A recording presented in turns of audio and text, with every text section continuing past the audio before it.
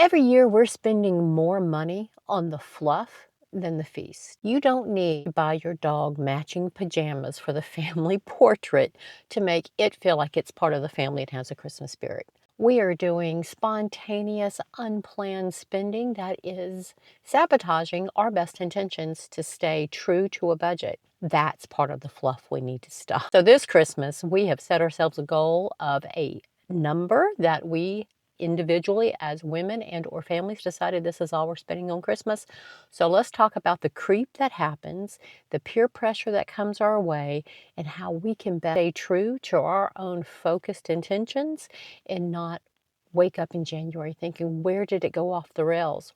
I thought this was how I was going to do things. You can have Christmas joy without drowning in all the extras that the marketing or your coworkers or your peer pressures or your family tell you that you have to have, or else you're not enjoying the holiday. It is up to you how you enjoy the holiday. To get in front of this so we don't wake up in January wondering, what did I do last night? What did I do over the holidays?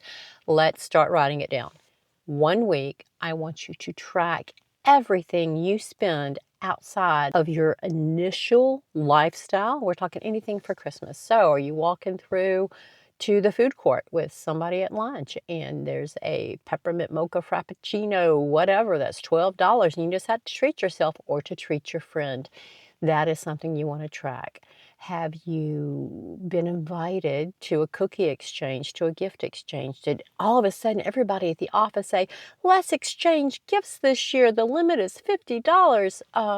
I didn't have $50 in my budget to spend on y'all. Hi, hate to interrupt you, but real quick, YouTube does not give away free publicity. I have to earn it, and I earn it by you liking, subscribing, and dropping a comment and sharing the video.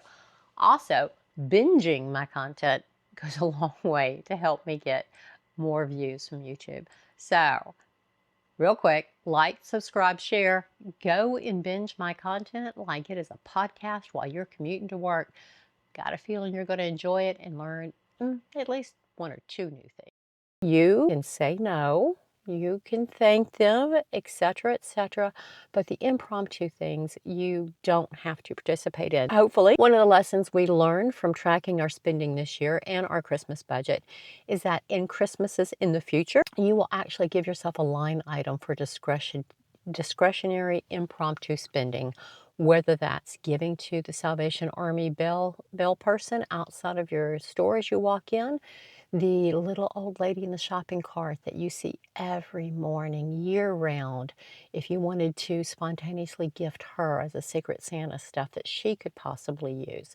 So there are wonderful ways that you can spend less and still have an incredibly heartfelt Christmas. So before you do impromptu spending throughout the week and you're tracking it, stop, ask yourself, is this gonna add any value, any additional sparkle to my holiday season by consuming this or purchasing this or gifting this or participating in this? If the answer is no, that's your answer. Don't do it. So when you have to say no to some of these impromptu, spontaneous things that come your way, instead of just a flat out no thank you, why don't you recommend doing something that actually is value added? So at the office where I work, the building is adjacent to food courts and malls and things of that. So instead of everybody going and spending their hour plus, because those always go over in time, for a group lunch, why don't we take a walk through the mall and do maybe a food court sampling, such as this place has peppermint bark candy. Let's get a bag and share it. So ta-da, somebody's only spent a few dollars and everybody's sharing it. Let's go look at the decorations. Let's look at the lights. Let's watch the kids as they, now not creepy, okay, because you're not stalking, but watch the families as they go get their photos taken with Santa. If it's outside of the office and someone in your family or your neighborhood wanted to do an impromptu whatever, let's redirect that energy and why don't we all just get some cocoa and walk around the neighborhood looking at lights and enjoying the Christmas season that way? There or 5 or 6 other ways that you can all share down in the comments what would be acceptable redirects when somebody wants you to participate in something that's going to cost money that you didn't plan to spend and you don't necessarily have or want to spend on that activity. But what are some alternatives that y'all can come up with? Leave it down in the comments. Let's all share these ideas.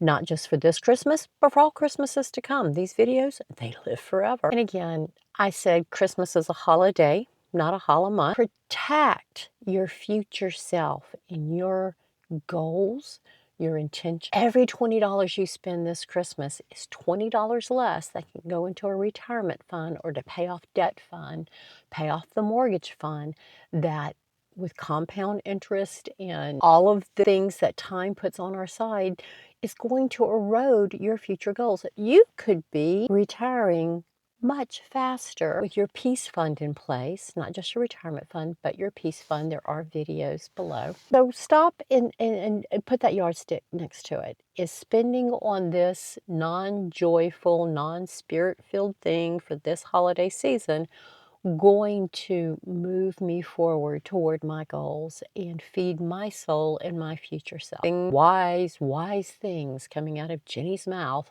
for you to think about. So down in the description, I have not only the Master Your Money Plan Christmas edition, I've also got a couple of journals that I've written that are great for yourself or to give as gifts. Perhaps you and somebody in your life fill them out concurrently and you share this. Maybe this is what you do come the new year.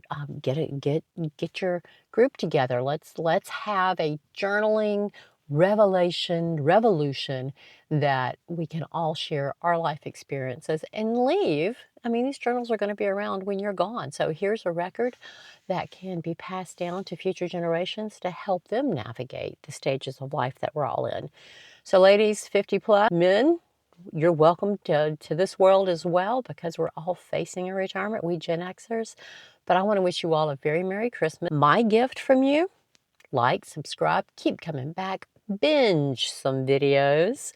I am building this as not just a pastime and entertainment for my retirement, but also hopefully for a little bit of an income stream. So come on back. I got a little to say about a lot of things. I post on Saturdays and Mondays, and there are several more videos in this Christmas series. And coming in January, so I'll start posting the videos in December, I am launching a Master Your Money Plan course for the new year. The videos will be in support of that, and I look forward to seeing all of you.